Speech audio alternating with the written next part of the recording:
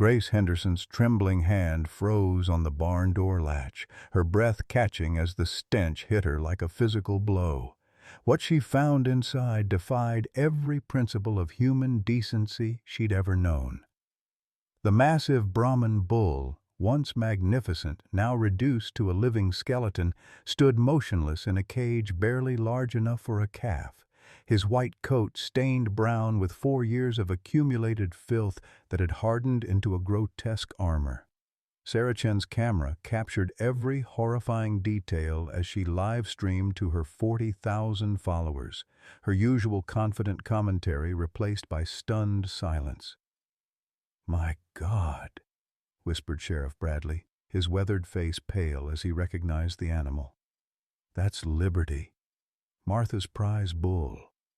The same gentle giant who once let 8-year-old Emma Thompson braid flowers in his mane now stood trapped behind rusted bars, his intelligent brown eyes holding a pain that transcended species, yet somehow, impossibly, still flickered with hope. "How long?" Grace's voice cracked.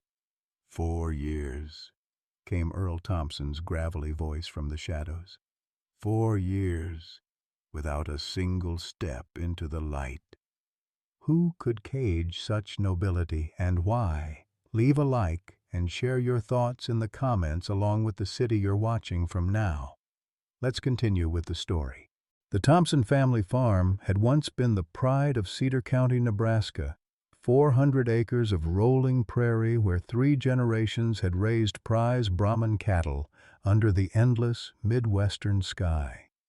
Now, in the autumn of 2023, Earl Thompson sat alone on his sagging front porch, a 72-year-old man whose calloused hands shook as he lifted his morning coffee to weathered lips.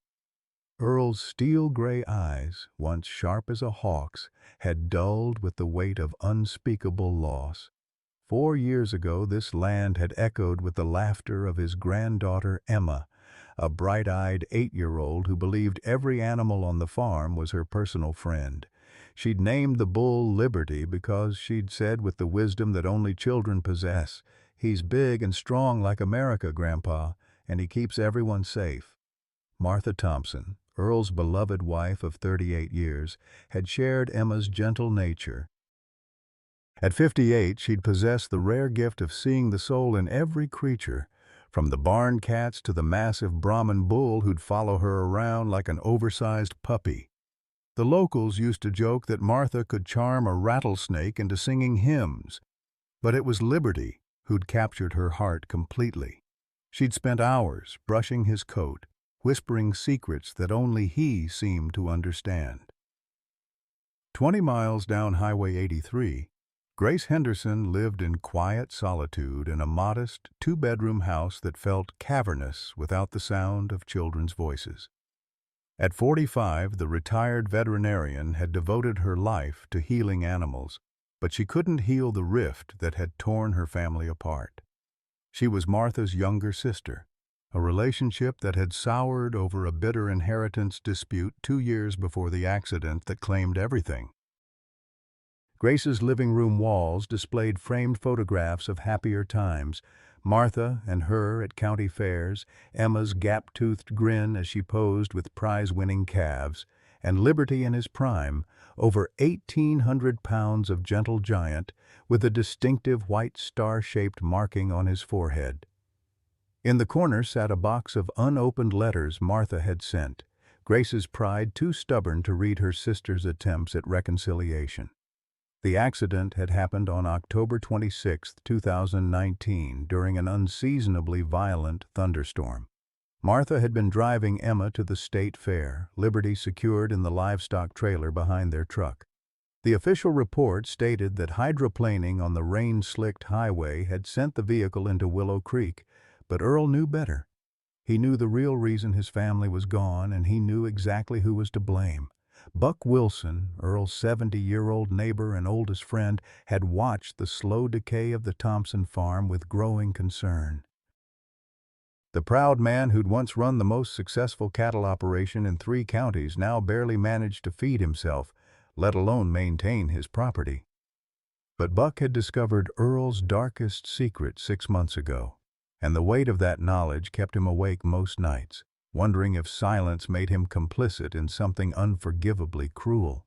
The anonymous tip came to Grace Henderson's phone at 6:47 a.m. on October 15, 2023, exactly 4 years and 11 days after the accident that had shattered 2 families. The voice was gravelly, disguised, but unmistakably local. "Doc Henderson, there's something terrible happening at the old Thompson place. That bull, Martha's bull. You need to see for yourself." The line went dead before Grace could respond. Grace stared at her phone, her heart hammering against her ribs. She hadn't spoken Earl Thompson's name aloud in 4 years, hadn't driven past his farm since the funeral where they'd stood on opposite sides of the cemetery, their grief too poisonous to share. But the mention of Liberty, sweet, gentle Liberty, whom Emma had loved with the fierce devotion only children can muster, pulled at something deep in her chest that she'd tried desperately to bury. The drive to the Thompson farm stretched longer than the 20 miles on her odometer suggested. Grace's hands gripped the steering wheel of her aging Honda so tightly her knuckles went white as she passed familiar landmarks. The red barn where she and Martha had played as children, the creek where they'd caught fireflies on summer evenings, the crossroads where everything had gone wrong between them over their father's will. Each mile brought back memories she'd spent 4 years trying to forget. The Thompson property looked like a postcard from the Great Depression. The white farmhouse that had once gleamed with fresh paint now sagged under missing shingles and broken gutters. Weeds choked the flower beds Martha had tended with such care, and the pastures that had once held dozens of prize cattle stood empty except for rusted equipment and scattered debris. Grace parked near the barn, her veterinarian's eye immediately noting the signs of neglect: rotting fence posts, broken water troughs, the unmistakable smell of decay that spoke of something terribly wrong. She found him behind the main barn, in what had once been a equipment shed. The sight stopped her cold, her hand flying to her mouth as bile rose in her throat. Liberty, magnificent, gentle Liberty, stood imprisoned in a makeshift cage barely 8 feet square, constructed from rusted livestock panels and chicken wire. 4 years of confinement had transformed the once proud bull into a living ghost. His coat, once a lustrous cream color that Martha had brushed daily, was now matted with filth that had hardened into crusty armor plates. His massive frame, which should have weighed nearly 2,000 pounds, had withered to skin and bone. But it was his eyes that broke Grace's heart completely.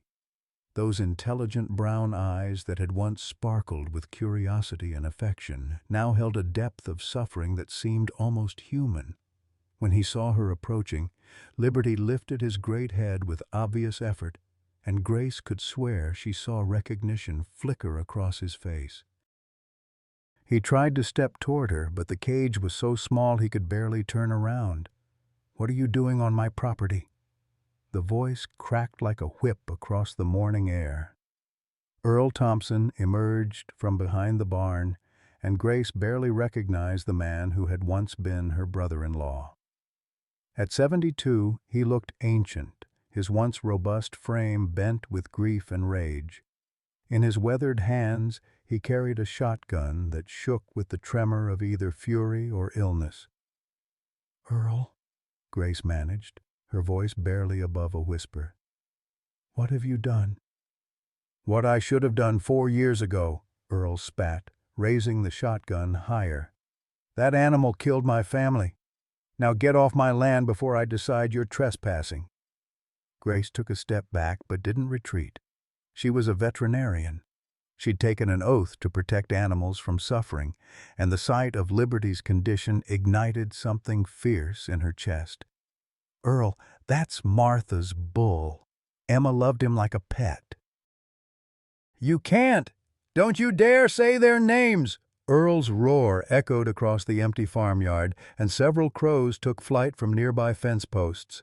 You weren't there that night. You weren't there when I pulled their bodies from that truck.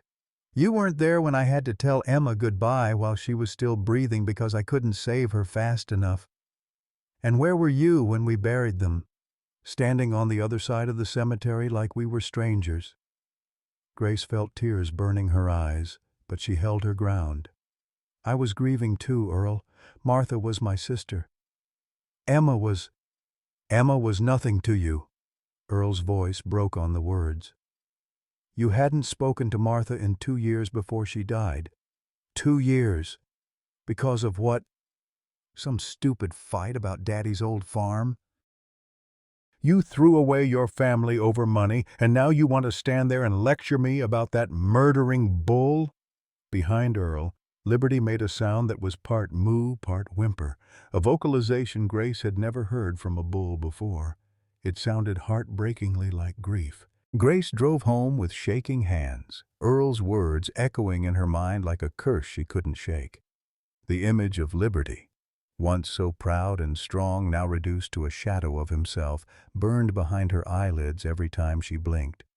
She pulled into her driveway and sat in the car for 20 minutes, engine off, trying to process what she'd witnessed. This wasn't just animal neglect. This was systematic torture born from a grief so twisted it had consumed Earl's humanity entirely. Inside her quiet house, Grace went straight to the closet in her spare bedroom, the one she'd avoided opening for 4 years. Her hands trembled as she pulled down a dusty photo album, its pages filled with memories she'd tried to bury. There was Martha at 16, braiding flowers into a young heifer's tail. Martha at 25, laughing as a calf licked her face. Martha at 56, her arm draped over Liberty's massive neck, both of them looking directly at the camera with expressions of pure contentment. But it was the last photo that made Grace's knees buckle. Emma, all gap-toothed grin and pigtails, sitting on Liberty's back like he was the gentlest pony in the world. The bull's expression was one of infinite patience, his massive head turned slightly to keep one protective eye on the child. Written in Emma's careful 8-year-old handwriting on the back, "Me and Uncle Libby. He's the best friend ever, because he never gets mad and he always listens to my secrets." Grace sank into her kitchen chair and pulled out her laptop. Her fingers hovered over the keyboard for several minutes before she typed "Sarah Chen, animal rights activist" into the search bar. Sarah was a 28-year-old firebrand who'd gained national attention for her live-streamed animal rescue operations. She had 40,000 followers on social media and a reputation for taking on cases that other organizations deemed too controversial or legally complicated. The phone rang 3 times before Sarah's energetic voice answered. "Sarah Chen speaking. If this is about an animal in crisis, you've got my attention. This is Dr. Grace Henderson. I'm a retired veterinarian in Cedar County, Nebraska, and I need your help. There's a bull, a Brahman bull named Liberty, who's been kept in horrific conditions for 4 years. The owner won't surrender him, and I think he's dying." There was a pause. Then Sarah's voice became laser-focused. "Send me photos, GPS coordinates, and any documentation you have.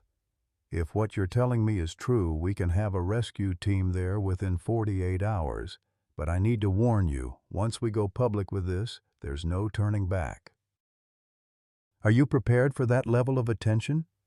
Grace thought of Liberty's eyes, of the recognition she'd seen there, of Emma's innocent handwriting on the back of a photograph. "Yes," she said without hesitation. "I'm prepared."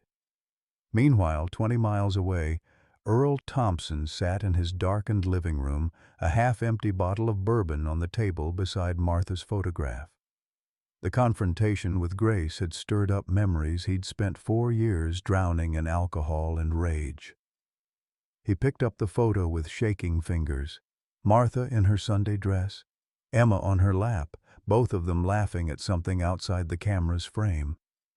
"I'm keeping my promise, Martha," he whispered to the photograph. That bull pays for what he did. Every single day he pays. But even as he spoke the words, doubt gnawed at him like a cancer. Buck Wilson had been visiting more frequently, making pointed comments about Christian forgiveness and the difference between justice and revenge. Just last week, Buck had said something that Earl couldn't shake. "That bull's been grieving too, Earl. Animals feel loss same as us. Maybe he's not your enemy. Maybe he's the only other soul on earth who understands exactly what you lost." Earl had thrown Buck off his property that day, but the words lingered. Sometimes late at night, when the bourbon couldn't quiet his thoughts, Earl would walk out to Liberty's cage and stare at the massive animal. The bull never showed aggression, never charged the bars or tried to escape. He just stood there with those intelligent eyes, as if he was waiting for something or someone. The old farmer pulled out his phone and scrolled through his contacts until he found Buck's number. His finger hovered over the call button for several minutes before he chickened out and poured another drink instead. Buck would just lecture him about letting go of his anger, about how Martha wouldn't want this. But Buck hadn't been there that night. Buck hadn't heard Martha's last words in the hospital. "Take care of Liberty. Emma would want that." Those words had haunted Earl for 4 years.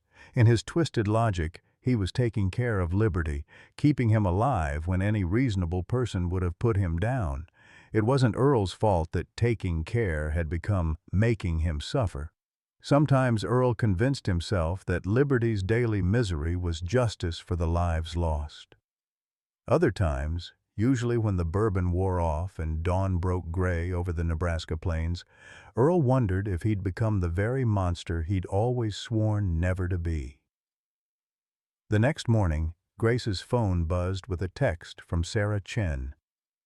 "On my way. Arriving tomorrow with documentation team. This is going to be bigger than you think. That bull's story is about to change everything." Grace stared at the message, realizing she'd just lit a fuse that would explode across Cedar County like wildfire. By tomorrow evening, the whole world would know about Liberty, about Earl's 4-year campaign of revenge, about the family tragedy that had twisted love into hatred. There would be protesters, media trucks, legal battles, and probably death threats from both sides. But when she closed her eyes, she saw Emma's gap-toothed smile and Liberty's patient, suffering gaze. Some fights were worth having, even when they tore a small town apart. Especially then. She picked up her phone and called Buck Wilson. It was time to gather allies because Earl Thompson was about to face the fight of his life. Sarah Chen arrived in Cedar County like a force of nature, her modified Ford Transit van bristling with camera equipment and streaming technology that seemed almost alien in the rural Nebraska landscape. At 28, she possessed the righteous fury of someone who dedicated her life to speaking for those who couldn't speak for themselves.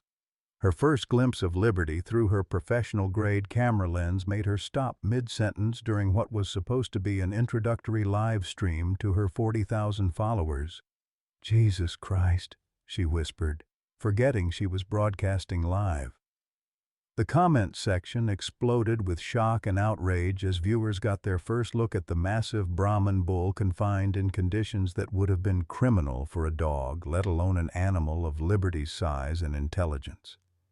Within minutes, the hashtag #HadJusticeForLiberty was trending across 3 social media platforms. Grace stood beside Sarah, watching the young activist work with the precision of a surgeon and the passion of a preacher. Every angle was calculated for maximum emotional impact. The contrast between Liberty's massive frame and the tiny cage, the way his intelligent eyes followed the camera, the visible ribs beneath his matted coat. Sarah's commentary was spare but devastating. "This is what 4 years of systematic torture looks like. This is what happens when grief turns into revenge." The response was immediate and overwhelming. Animal rights organizations from across the Midwest began mobilizing. The Nebraska State Police received over 200 calls demanding immediate intervention. Local news stations dispatched crews to Cedar County. But most importantly, for Earl Thompson's rapidly shrinking world, protesters began gathering at the end of his driveway, their signs reading "Free Liberty" and "Justice for the Innocent." Buck Wilson found Earl that afternoon sitting on his front porch, shotgun across his knees, watching the growing crowd of protesters with the hollow stare of a man who'd seen his private hell become public spectacle. The 70-year-old neighbor approached slowly, his weathered hands raised in a gesture of peace. "Earl, we need to talk," Buck said, settling into the creaky porch chair beside his oldest friend. "This thing's gotten bigger than both of us now. There's reporters calling my house, asking if I knew what you were doing out here." Earl's laugh was bitter as week-old coffee. "And what did you tell them, Buck? Did you tell them how you've been sneaking over here every night for 6 months, feeding that animal when you thought I was passed out drunk? Did you tell them how you've been enabling this whole situation?" Buck's face flushed red, but he didn't deny it. "I told them I was trying to help a friend who was drowning in his own pain. That bull wasn't the enemy, Earl. He never was. You know that in your heart, even if your head won't admit it." The conversation was interrupted by the arrival of Sheriff Tom Bradley, a man caught between duty and decades of friendship with Earl Thompson. At 55, Bradley had been elected on a platform of common-sense law enforcement and protecting the agricultural way of life that defined Cedar County. Now he found himself at the center of a media firestorm that threatened to tear his community apart. "Earl," Sheriff Bradley said, his voice carefully neutral, "I've got a court order here. Animal Control is coming tomorrow morning with a veterinarian to assess that bull's condition. If Dr. Mitchell determines the animal is suffering, I'm going to have to enforce a seizure order." Earl stood slowly, his arthritic joints protesting after hours of sitting in the Nebraska wind. "That animal stays on my property, Tom. I don't care what kind of paper you're waving around. He's mine, legally and morally, and he's going to pay for what he did to my family until the day he dies." "What exactly did he do?" The question came from Grace, who'd approached from the road with Sarah still filming. "Earl, tell me exactly what Liberty did that night. Because I've been looking at the accident report, and there are things that don't add up." Earl's face went white, then flushed crimson with rage. "You have no right to investigate anything about my family. You weren't there. You weren't part of their lives when it mattered." "You're right," Grace said quietly, tears starting to track down her cheeks. "I wasn't there because I was too proud and too stubborn to admit I was wrong about the inheritance. I let money come between me and my sister, and I've regretted it every single day for 6 years, but that doesn't mean I'm going to stand by and watch you torture an innocent animal because you need someone to blame." Sarah's camera captured every moment of the confrontation, streaming it live to an audience that had grown to over 50,000 viewers. The comments section had become a battlefield between rural Americans defending property rights and urban animal advocates demanding immediate intervention. Several major news networks had picked up the story, and satellite trucks were already beginning to arrive in the small town. That evening, Grace sat in her kitchen, reading through documents she'd requested from the county sheriff's office. The official accident report was sparse on details, but cross-referencing it with weather reports and witness statements began to paint a different picture than the one Earl had been living with for 4 years. The storm that night had been sudden and violent, with wind gusts exceeding 60 miles per hour. The road where Martha's truck had skidded was notorious for flooding during heavy rains. Most tellingly, tire skid marks showed that Martha had been trying to avoid something in the road when she lost control. Grace's phone rang, interrupting her research. The caller ID showed a number she didn't recognize, but the voice was familiar. Martha's best friend from church, Helen Kowalski. "Grace, honey, I've been watching the news about Earl and that poor bull. There's something I think you need to know about that night. something I never told anyone because Earl was in such a bad way after the accident. Grace's hand tightened on the phone. "What is it, Helen?" "Martha called me about an hour before the accident. She was so excited because she'd finally worked up the courage to call you. She said she was going to stop by your house on the way back from the fair, that she had something important to tell you about Emma's college fund and some plan she'd been working on. She said Earl didn't know yet, but she was going to surprise him too." The revelation hit Grace like a physical blow. Martha had been coming to see her. After 2 years of silence, her sister had been ready to reconcile, and Grace would never know what Martha had wanted to share. The timing was too cruel. If they'd made peace earlier, if Grace had swallowed her pride just once, maybe Martha wouldn't have been on that road that night. Meanwhile, Earl was having his own moment of reckoning. Alone in his house with the sounds of protesters drifting through his windows, he'd pulled out a box he hadn't opened in 4 years, Martha's personal effects from the hospital. Among her jewelry and the clothes she'd been wearing was a sealed envelope with his name on it in Martha's careful handwriting.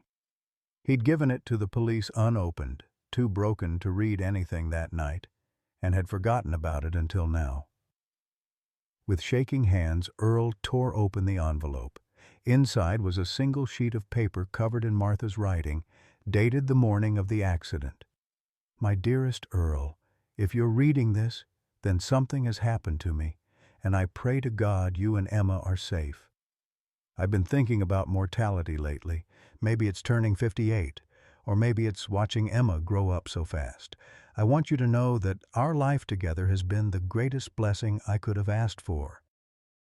You gave me a daughter through Emma, a purpose through our farm, and a love that sustained me through every difficult day.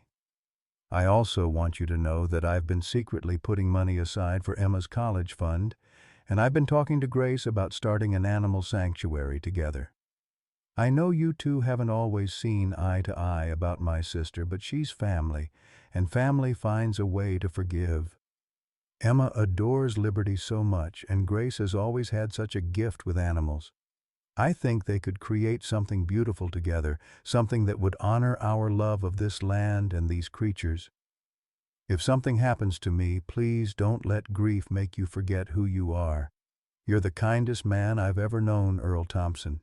Take care of Liberty. Emma would want that. And please, please find a way to forgive Grace. She's the only family I have left besides you and Emma, and I love her despite our differences. All my love, always and forever, Martha."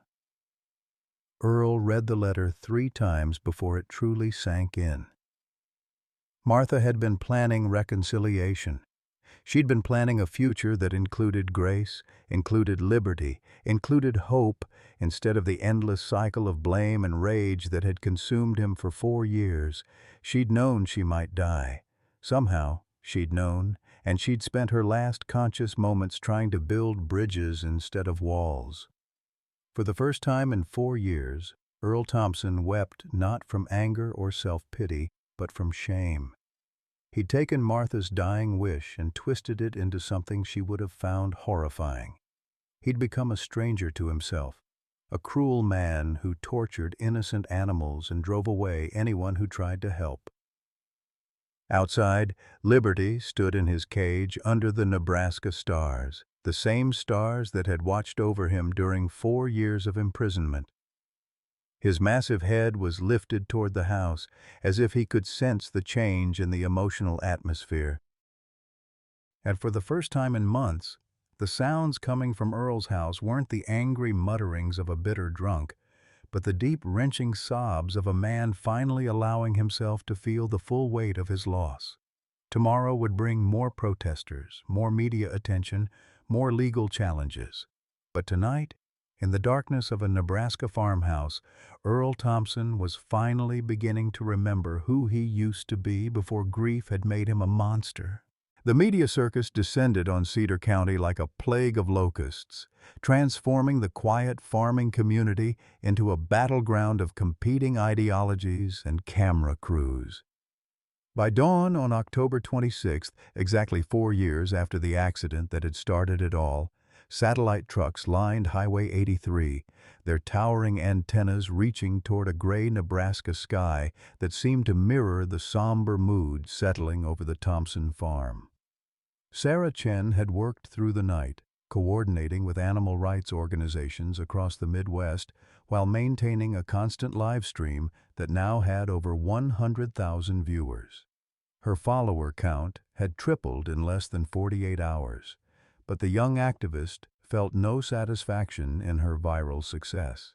Every comment, every share, every angry emoji represented another voice demanding justice for liberty, but it also meant more pressure, more scrutiny, and more chances for everything to go catastrophically wrong.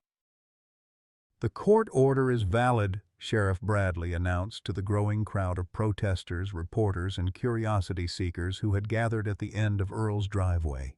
His voice carried the weight of a man who'd spent sleepless nights trying to balance law enforcement with community loyalty. "Animal Control and Dr. Mitchell will be conducting a welfare assessment at 10 a.m. Anyone who interferes with this legal process will be arrested." Dr. James Mitchell, the county's current veterinarian, arrived in his white pickup truck with the grim expression of a man preparing to condemn a fellow creature to death row. At 50, he'd seen enough animal abuse cases to know that Liberty's condition would likely require immediate euthanasia. A mercy killing that would end 4 years of suffering, but also spark a firestorm of controversy about justice. Delayed becoming justice denied. Earl Thompson had not slept. He sat on his front porch in the same clothes he'd worn yesterday, Martha's letter clutched in his arthritic hands like a talisman against the chaos surrounding his property. The protesters' chants of free liberty and justice for the innocent felt like physical blows, each word a reminder of how far he'd fallen from the man Martha had loved and married 38 years ago. Buck Wilson approached through the crowd, his weathered face showing the strain of a friendship pushed to its breaking point. "Earl, it's time to end this. You know what Martha would want you to do." "I know," Earl whispered, his voice barely audible above the crowd noise. "God help me, Buck, I know. But if I let him go now, if I admit I was wrong, what does that make the last 4 years? What does that make me?" "It makes you human," Grace Henderson said, stepping onto the porch for the first time in 4 years.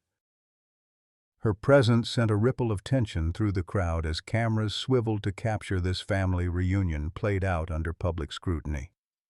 "It makes you a man who lost everything and made some terrible choices because the pain was too much to bear alone." Earl looked up at his sister-in-law, seeing Martha's eyes in Grace's face for the first time. The resemblance was stronger now that both of them had been aged by grief, their shared loss creating lines and shadows that genetics alone couldn't explain. "She was coming to see you that night," he said, holding up Martha's letter. "She wanted to reconcile. She wanted to build something beautiful with you and Emma and that damn bull." Grace's knees nearly buckled as the final piece of the puzzle fell into place. Martha had been driving toward her house when the accident happened. Her sister had died, trying to heal the wounds between them, and Grace had spent 4 years not knowing how close they'd come to forgiveness. The sound of Dr. Mitchell's truck door slamming shut broke the spell of the moment. The veterinarian approached the porch with Animal Control Officer Janet Reeves, a stern-faced woman in her 40s who'd dealt with enough livestock abuse cases to know that today would likely end with either rescue or euthanasia. There seemed to be no middle ground left. "Earl, you know why we're here?" Dr. Mitchell said gently. He'd known Earl Thompson for 15 years, had delivered calves on this farm, had shared coffee and conversation in happier times. "I need to examine Liberty and assess his condition. If he's suffering, if there's no reasonable hope of recovery, then we have to discuss humane options." "He's not suffering," Earl said automatically, the lie he'd been telling himself for 4 years falling flat in front of people who knew better. "He's fine."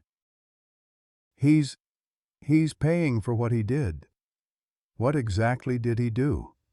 Sarah Chen stepped forward, her camera still rolling, her voice carrying the controlled fury of someone who'd built a career on exposing injustice. Because I've been researching that accident, Mr. Thompson, and the more I dig, the less your version of events makes sense. Earl's face went ashen. You don't know anything about that night. You weren't there. You're right, I wasn't there, Sarah agreed. But the Nebraska State Police were. And they took photos. Would you like to see them? Without waiting for an answer, Sarah pulled out her tablet and displayed a series of official accident scene photographs that she'd obtained through a Freedom of Information Act request. The images were grainy and harsh, lit by emergency flares and camera flashes, but they told a story that contradicted everything Earl had believed for 4 years. The first photo showed the overturned livestock trailer, its metal sides crumpled like aluminum foil. The second showed Liberty trapped beneath a section of twisted metal, his massive body clearly positioned protectively over something. The third photo, taken from a different angle, revealed what that something was. Emma Thompson's small form, unconscious but breathing, sheltered beneath the bull's massive frame. He didn't cause the accident, Sarah said quietly, her usual activist fire replaced by something gentler, more sorrowful. He tried to protect her. Even while he was trapped and injured, he used his body to shield Emma from the worst of the impact. Grace covered her mouth with both hands, tears streaming down her cheeks as she stared at the photographs. Liberty hadn't been the agent of her family's destruction. He'd been their would-be savior, sacrificing his own safety in a desperate attempt to protect the little girl who'd loved him like a favorite uncle. Earl stared at the photos with the expression of a man watching his entire worldview crumble to dust. For 4 years, he'd nursed his rage like a sacred flame, had fed his hatred with Liberty's daily suffering, had convinced himself that justice demanded revenge. Now, faced with photographic evidence of the bull's heroic instincts, Earl realized that he'd become the monster in this story. Dr. Mitchell broke the stunned silence. Earl, I need to examine him now. Whatever happened that night, whatever you've been carrying all these years, that animal needs medical attention immediately. The crowd followed them to the makeshift prison behind the barn, where Liberty stood in his cage like a monument to endurance and forgiveness.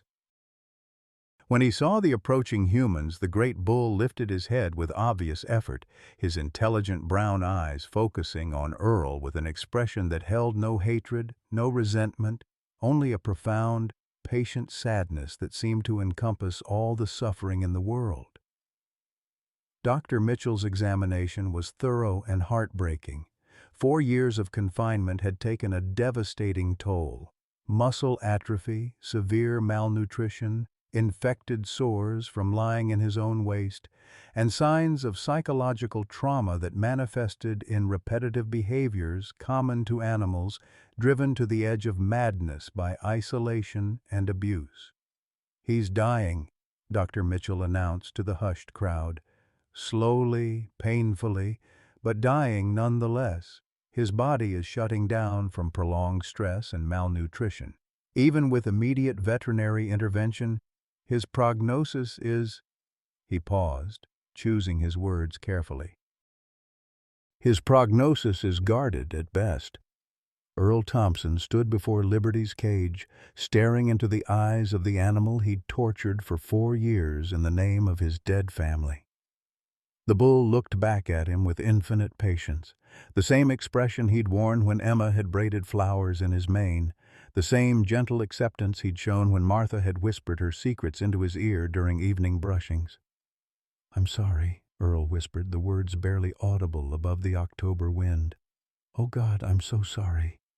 Liberty took a tentative step forward, as far as his cramped cage would allow, and lowered his massive head toward Earl's outstretched hand. For the first time in 4 years, man and bull touched, not in anger or dominance, but in the shared recognition of loss and the faint, desperate hope of forgiveness. The crowd watched in absolute silence as Earl Thompson, the man who'd been Cedar County's villain for the past week, broke down completely in front of the animal he'd wronged so terribly. His sobs echoed across the empty farmyard, carrying 4 years of misdirected rage, crushing guilt, and the terrible realization that he'd become everything he'd once despised. Grace stepped forward and placed her hand on Earl's shoulder, the first physical contact they'd shared since Martha's funeral. "It's not too late," she whispered. "It's never too late to choose love over hate." The decision to move Liberty to Grace's property for emergency medical treatment should have been a moment of triumph, but Dr. Mitchell's grim prognosis cast a shadow over what felt more like a race against time than a rescue. As they carefully transported the weakened bull in a specially equipped trailer donated by a neighboring ranch, Grace couldn't shake the feeling that they were simply moving Liberty to a more comfortable place to die. The young activist Sarah Chen live-streamed every moment of the transfer to her now 200,000 followers, her usual fiery commentary replaced by hushed, reverent tones befitting what might be Liberty's final journey. The bull lay on his side during transport, too weak to stand, his labored breathing visible even through the camera lens.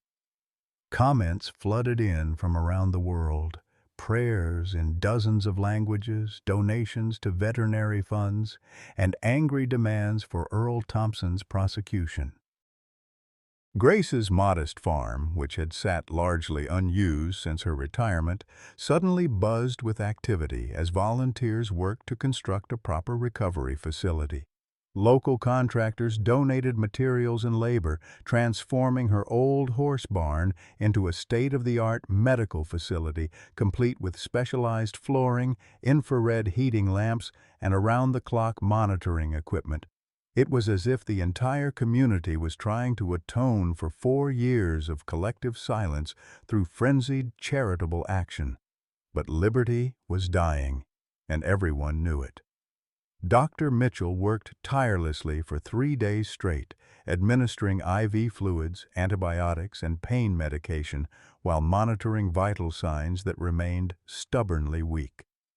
The bull's body, ravaged by years of neglect, seemed to be giving up despite the intensive care. His appetite remained non-existent, his breathing grew increasingly shallow, and the light in his intelligent brown eyes began to dim. Earl Thompson had not left Liberty's side since the transfer. The old farmer sat in a folding chair beside the bull's makeshift stall, his weathered hands resting on Martha's letter as he whispered apologies into the Nebraska night. Buck Wilson brought him meals that went uneaten and coffee that grew cold as Earl maintained his vigil, as if his presence alone could somehow will Liberty back to health. "You don't have to do this," Grace said softly on the third night, finding Earl slumped in his chair, exhaustion written in every line of his 72-year-old face. "He's being cared for.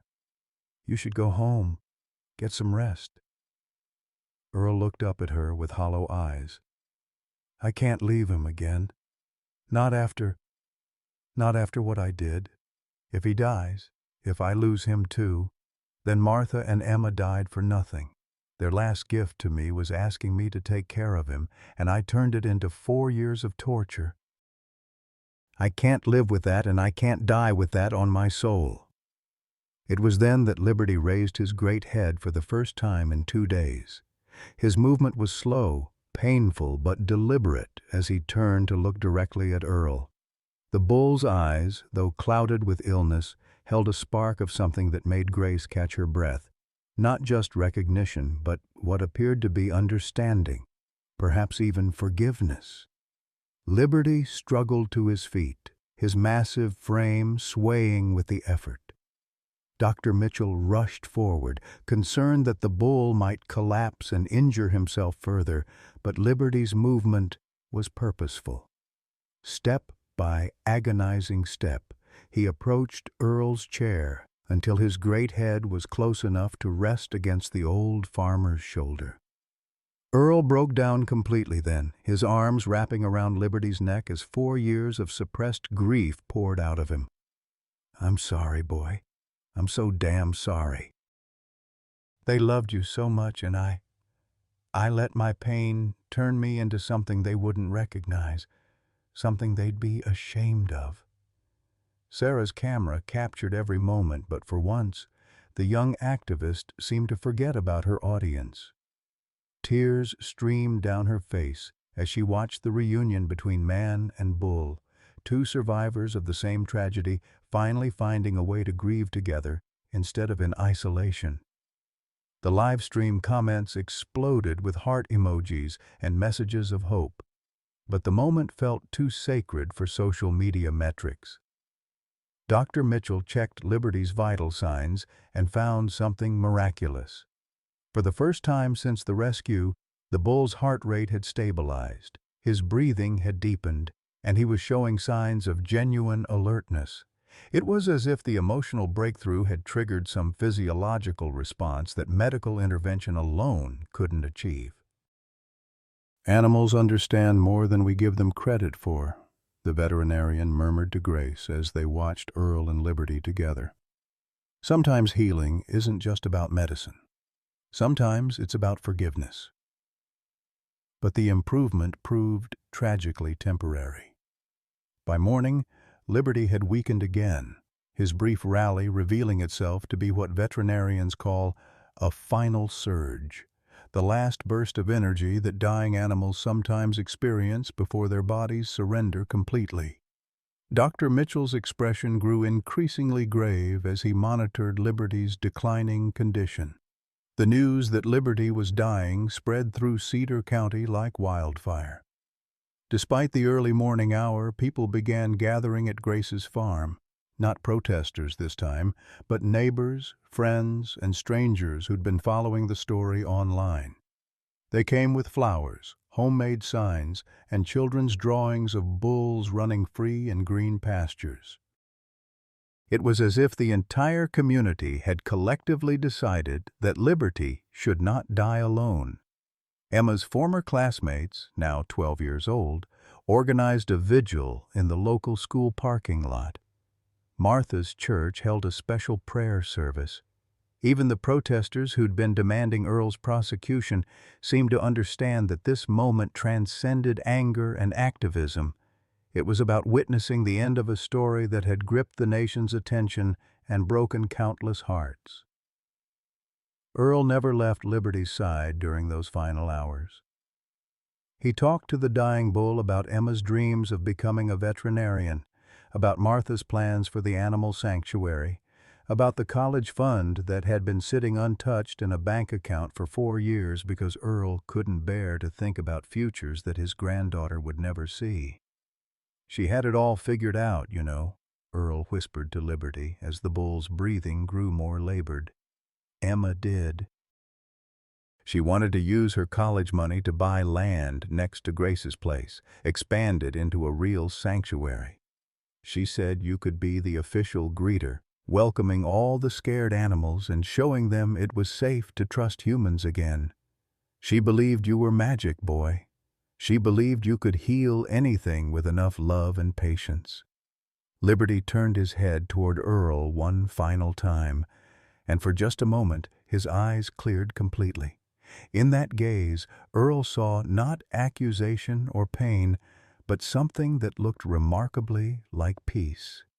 The bull's breathing slowed, deepened, and then, as the first rays of Nebraska sunrise painted the sky gold and pink, Liberty closed his eyes and let go. The silence that followed was profound and sacred. Even Sarah Chen had stopped filming, her camera lowered in respect for the moment when a noble soul finally found rest. Earl remained with his arms around Liberty's neck, not crying now but simply holding on, as if he could somehow anchor the bull's spirit to earth through the sheer force of love and regret. Grace knelt beside them both, her hand on Earl's shoulder, and for the first time in 6 years, the siblings-in-law grieved together. They mourned not just Liberty, but Martha and Emma, the years lost to pride and anger, and the sanctuary that would never be built the way Emma had imagined it. Dr. Mitchell officially pronounced Liberty dead at 6:47 a.m. on October 29, 2023, 4 years and 3 days after the accident that had set this tragedy in motion. The bull, who'd spent his final years in a cage barely large enough for his massive frame, had died surrounded by love, forgiveness, and the promise that his story would not be forgotten. Outside the barn, nearly 300 people had gathered to pay their respects to an animal they'd never known, but whose suffering had touched something deep in their collective conscience. Children held handmade signs reading, "Thank you, Liberty," and "You're free now." Adults wept openly for a bull who'd become a symbol of innocence abused, forgiveness delayed, and the possibility of redemption even in life's darkest moments. The tragedy was complete, but somehow in the midst of such profound loss, the seeds of something beautiful had been planted. 3 days after Liberty's death, as Earl sat in Grace's kitchen staring at cold coffee and unanswered condolence cards, the phone rang with news that would shatter everything he thought he knew about that terrible night 4 years ago. The caller was Detective Ray Morrison from the Nebraska State Police, a man whose patient voice carried the weight of investigations that had haunted him for years. "Mr. Thompson, I need to tell you something about your wife and granddaughter's accident.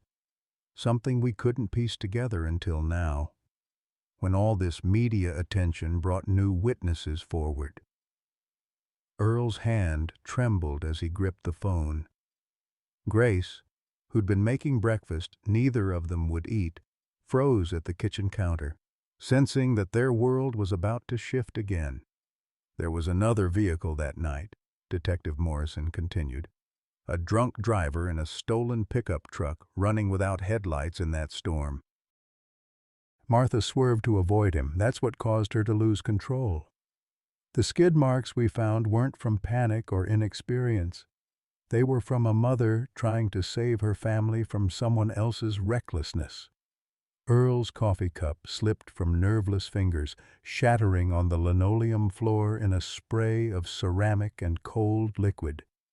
"What are you saying?" "I'm saying your wife was a hero that night, Mr. Thompson. She had maybe 2 seconds to react when that drunk came out of nowhere. She could have swerved left, stayed on the road, and let him hit the trailer where Liberty was. Instead, she chose to take the impact herself, to go off the road rather than let anything happen to that bull she knew Emma loved." Grace sank into the chair across from Earl, her face pale as understanding dawned. Martha hadn't just been driving to reconcile with her sister that night. She'd died protecting Liberty, the same animal Earl had spent 4 years torturing in the name of justice. "We found the drunk driver yesterday," Morrison continued. "Billy Kowalski, 34, from Omaha. He's been in and out of prison for the past 4 years on various charges, never connected to your family's accident because he ditched the stolen truck, and we didn't have the technology then to piece together what happened. But with all the attention on this case, a witness finally came forward, a trucker who saw the whole thing but was too scared to report it at the time because he'd been driving over his legal hours." Earl felt the room spinning around him. 4 years of carefully constructed hatred crumbling like a house of cards in a hurricane. Martha hadn't just died in a random accident. She'd died saving Liberty. And Earl had repaid that sacrifice by turning the bull's life into a living hell. "There's more," Morrison said gently. "We found something else when we re-examined the evidence. Your granddaughter Emma wasn't killed instantly like we originally thought. The EMT reports show she lived for almost 20 minutes after the crash, protected under Liberty's body. That bull kept her warm and shielded her from the rain until help arrived. She died at the hospital from internal injuries, but those 20 minutes, that's 20 more minutes you got to say goodbye because of what Liberty did." The revelation hit Earl like a physical blow. He remembered those precious final minutes with Emma in the hospital, her small hand in his, her whispered, "Love you, Grandpa," before the machines went silent. Liberty had given him that goodbye. Liberty had given him that closure. And Earl had repaid the bull's sacrifice by stealing 4 years of his life. Grace reached across the table and took Earl's free hand as he hung up the phone. Neither of them spoke for a long time, the weight of this new truth settling between them like a third presence in the kitchen.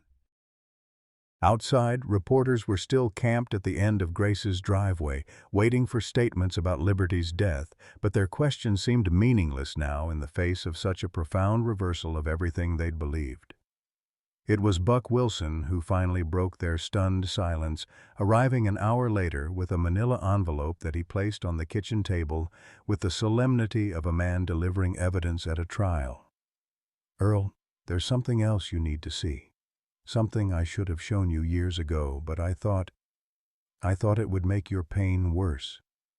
Buck's weathered hands shook as he opened the envelope, revealing a collection of items that Earl recognized as Emma's personal effects from the accident scene.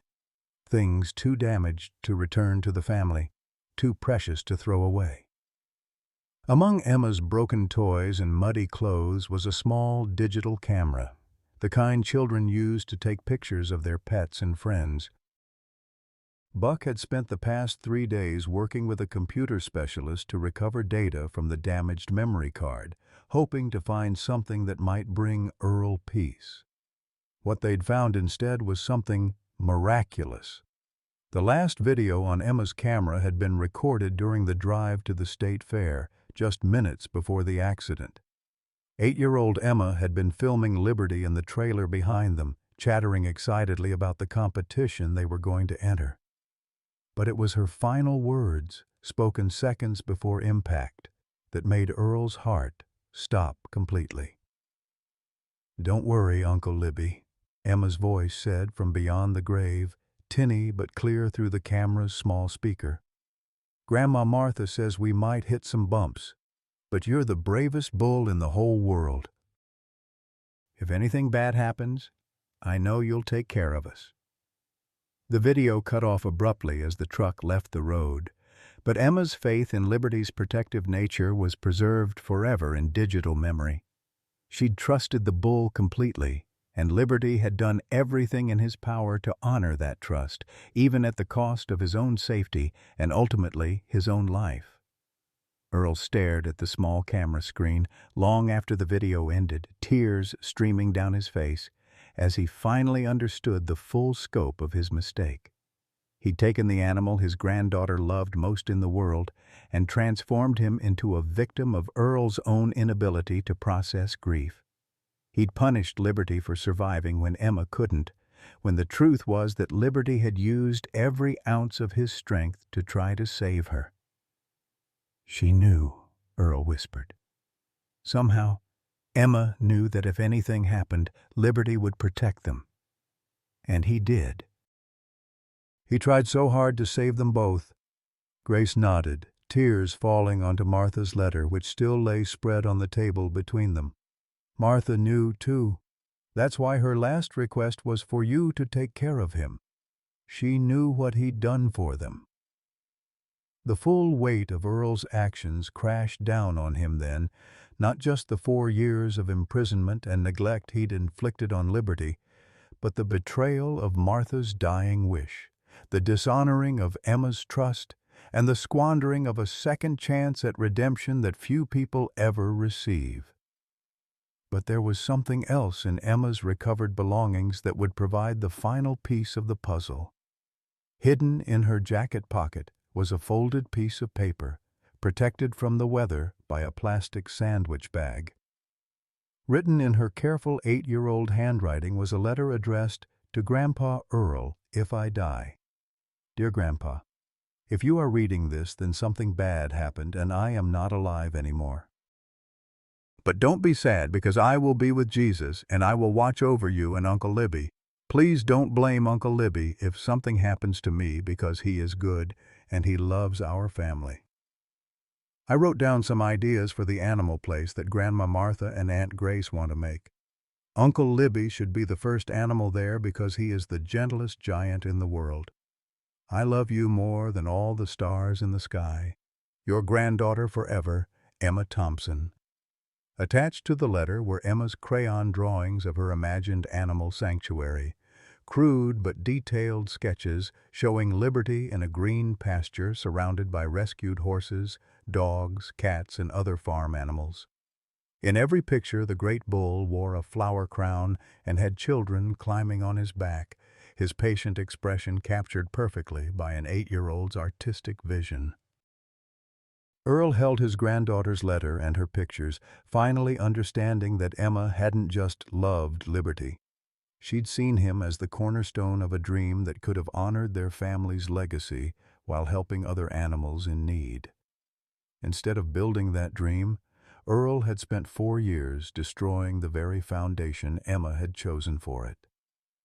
"It's too late," Earl said quietly, his voice breaking on the words. "He's gone. I killed him as surely as if I'd put a bullet in his head.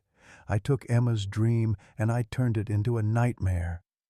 But Grace was studying Emma's drawings with the concentrated attention of someone who'd spent her career solving problems and saving lives. "Maybe it's not too late," she said slowly.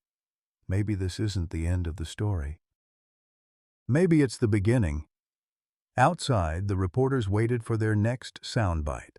Unaware that inside Grace Henderson's kitchen, 2 broken people were about to discover that sometimes the greatest tragedies can be transformed into the most powerful redemptions. 6 months after Liberty's death, on a warm April morning that painted the Nebraska prairie in shades of green and gold, Grace Henderson stood before a simple granite marker that read, "Liberty, guardian angel, gentle giant, forever free."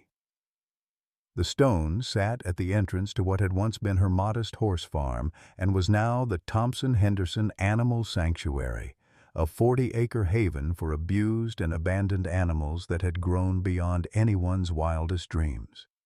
The transformation had begun with Emma's college fund, $50,000 that had sat untouched in a bank account for 4 years, while Earl grieved and raged. When he'd finally found the strength to open the account after Liberty's death, he'd discovered something that stopped his heart. Martha had been making monthly contributions even after Emma's death, automated deposits from her life insurance that had swelled the fund to nearly $75,000. His wife had been planning for the sanctuary even from beyond the grave. "She never stopped believing," Earl said softly, joining Grace at Liberty's memorial. At 73, he looked years younger than he had during those dark months of imprisonment and hatred. His eyes, once clouded with rage and alcohol, were clear and purposeful. He'd found sobriety not through any program or intervention, but through the simple realization that Emma and Martha deserved better from the man they'd loved. The sanctuary had attracted national attention thanks to Sarah Chen's continued coverage of Liberty's story. The young activist had channeled her viral success into fundraising efforts that brought in donations from around the world. Hollywood celebrities tweeted about Liberty's legacy. School children sent hand-drawn pictures and their allowance money. A best-selling author had written a book about the bull's story, with all proceeds donated to the sanctuary. But it was the local community's response that truly made the difference. Buck Wilson had donated 10 acres of adjoining land, saying he was too old to farm it properly anyway. The Kowalski family, no relation to the drunk driver who'd caused the original accident, had contributed their construction expertise to build state-of-the-art facilities. Dr. Mitchell provided veterinary services at cost, and dozens of volunteers showed up every weekend to help with feeding, cleaning, and socializing the rescued animals. The sanctuary now housed 37 animals: horses rescued from neglect, dogs pulled from fighting rings, cats saved from hoarding situations, and farm animals discarded by industrial operations. Each rescue was documented by Sarah's ever-present cameras, but the focus had shifted from viral outrage to quiet education about animal welfare and the healing power of compassion.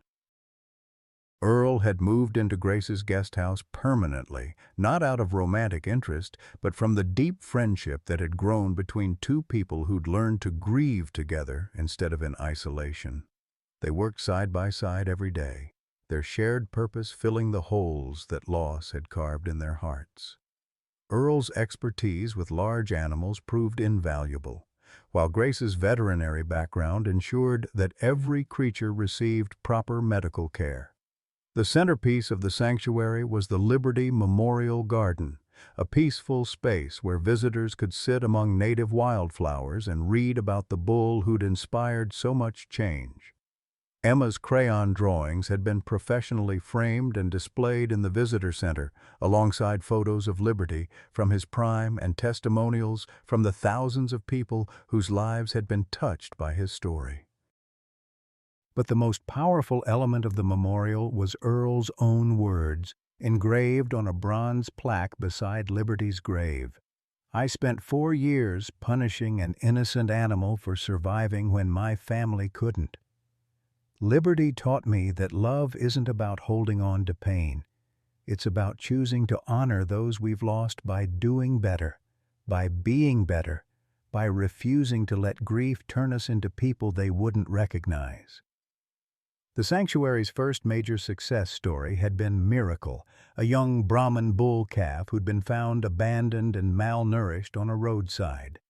Earl had taken personal charge of Miracle's care, and the parallels to Liberty weren't lost on anyone who witnessed the gentle way the old farmer bottle-fed the calf and talked to him about his predecessor's legacy. "Liberty would have loved you," Earl would whisper to Miracle during their evening walks around the pasture. "He would have taught you how to be patient with children, how to stand still for brushing, how to protect the ones you love even when it costs you everything." Miracle had grown into a magnificent young bull with Liberty's patient temperament and protective instincts. Local schools brought children to visit the sanctuary, and Miracle had inherited Liberty's role as the gentle giant who showed scared kids that not all big animals were dangerous. Watching Earl work with Miracle, Grace often thought she could see the man Martha had fallen in love with all those years ago, patient, kind, and infinitely gentle with creatures smaller than himself. The sanctuary had also become a pilgrimage site of sorts for people dealing with their own grief and trauma. Visitors came from across the country to see where Liberty had lived and died, to learn about second chances and the possibility of redemption even after terrible mistakes. Grace had started a support group that met monthly in the visitor center, where people shared their stories of loss and healing while surrounded by the rescued animals who'd found new purpose in their pain. Sarah Chen had evolved too, her activism tempered by the complex realities of running a nonprofit organization. She'd moved to Nebraska permanently, trading her urban apartment for a small house on sanctuary grounds where she coordinated social media outreach and educational programs. Her follower count had grown to over 500,000, but she used her platform now to showcase success stories rather than just exposing abuse. 1 year after Liberty's death, the sanctuary held its first annual memorial celebration. Hundreds of people gathered to honor the bull's legacy and celebrate the lives that had been saved in his name. Earl stood before the crowd, his voice steady as he delivered a speech that had taken him months to write. "Liberty died because I was too broken to see that my pain was destroying everything my family had loved. But somehow, even in death, he found a way to save us all. Every animal we rescue, every child who learns gentleness from our residents, every family that heals through the work we do here, that's Liberty's real legacy. Not the suffering I caused him, but the love that grew from the ashes of that suffering." The memorial service included the dedication of a new facility, the Emma Thompson Children's Education Center, built with funds from Martha's life insurance and designed to teach young people about animal welfare, compassion, and the responsibility that comes with caring for vulnerable creatures. The center featured interactive exhibits, a library filled with books about animals and conservation, and a small theater where Sarah's documentaries about the sanctuary played on continuous loop.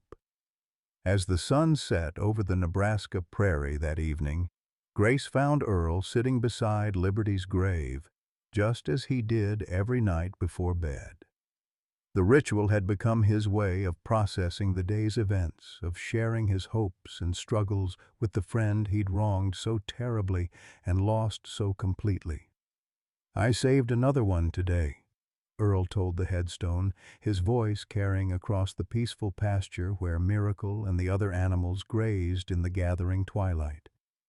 "A little pony named Hope. She was so scared when they brought her in, just skin and bones and terrified of every human shadow. But by afternoon she was eating carrots from my hand. You would have liked her, Liberty.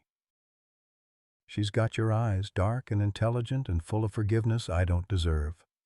Grace approached quietly, carrying 2 cups of coffee and settling beside Earl on the bench they'd installed by the memorial. They sat in comfortable silence, watching fireflies begin their nightly dance across the sanctuary grounds, listening to the gentle sounds of animals who'd found safety and peace after lives of neglect and abuse. "Do you think he knew?" Earl asked eventually, the question he posed every night but never quite answered to his own satisfaction. "Do you think Liberty understood at the end that I was sorry?" Grace considered the question seriously, as she always did. "I think animals understand love and hate, Earl. I think they understand intention and regret. And I think Liberty spent his whole life loving your family even when you couldn't love him back. That kind of love doesn't disappear just because it's not returned."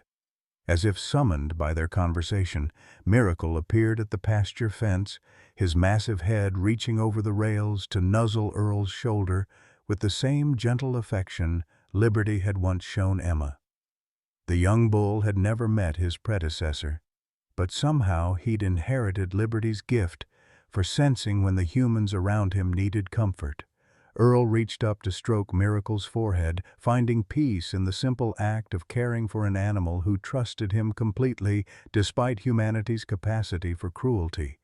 Tomorrow would bring new rescues, new challenges, new opportunities to honor the legacy of a bull who'd taught them all that love could triumph over hate, that forgiveness could heal even the deepest wounds, and that sometimes the greatest tragedies could be transformed into the most beautiful redemptions. In the distance, a train whistle echoed across the prairie, carrying with it the promise of new beginnings and the eternal hope that broken things could be made whole again. Sometimes the greatest tragedies in our lives aren't endings. Their beginnings were too broken to see. Earl Thompson spent 4 years drowning in grief and rage, punishing an innocent bull named Liberty for surviving when his beloved wife Martha and granddaughter Emma couldn't. But Liberty's story teaches us something profound about the second chances that await us even in our darkest hours. At 73, Earl discovered that his family's dying wish wasn't for revenge, but for love, a dream of an animal sanctuary that would honor their memory by healing other broken souls. Today, the Thompson-Henderson Animal Sanctuary stands as proof that it's never too late to choose forgiveness over bitterness, purpose over despair. Martha's secret college fund, Emma's crayon drawings of hope, and Liberty's patient suffering all converged into something beautiful. A place where abandoned animals find homes and grieving hearts find healing. For those of us in our golden years, Liberty's legacy reminds us that our remaining time isn't about nursing old wounds.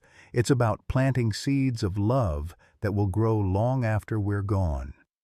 Even our deepest regrets can become someone else's salvation if we're brave enough to transform our pain into purpose. Questions for reflection. What dream did you abandon due to grief or fear that might still be waiting for you to nurture it? How could your own life experiences, both painful and joyful, become a source of healing for others in your community. Please share your thoughts in the comments below.